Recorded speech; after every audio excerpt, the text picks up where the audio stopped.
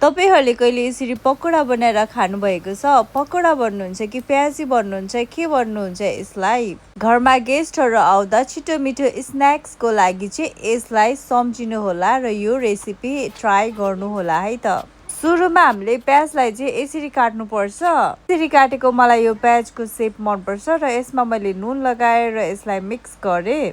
प्याजमा नुन लगाउँदा चाहिँ प्याजले पानी छाड्छ, त्यसैले मैले यसमा नुन लगाएर यसलाई 5 मिनट्सको लागि छाडिदिएँ र तपाईँहरू पनि हेर्न सक्नुहुन्छ यहाँनिर यसरी पानी आइसकेको छ। त्यसपछि पिरोको लागि मैले एउटा डल्ले खोर्सानी लिएँ।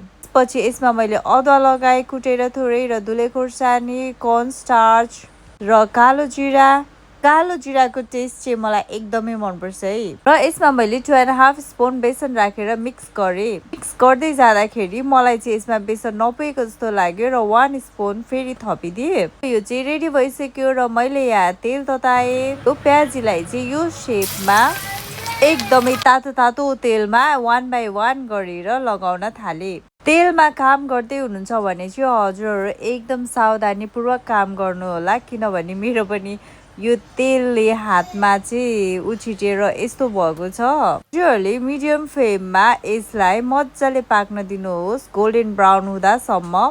गेस्ट आउँदा हजुरहरू यसरी नै छिटो मिठो स्न्याक्स बनाएर दिन सक्नुहुन्छ र यसलाई चाहिँ गोल्डन ब्राउन हुँदासम्म डिप फ्राई गर्नुपर्छ।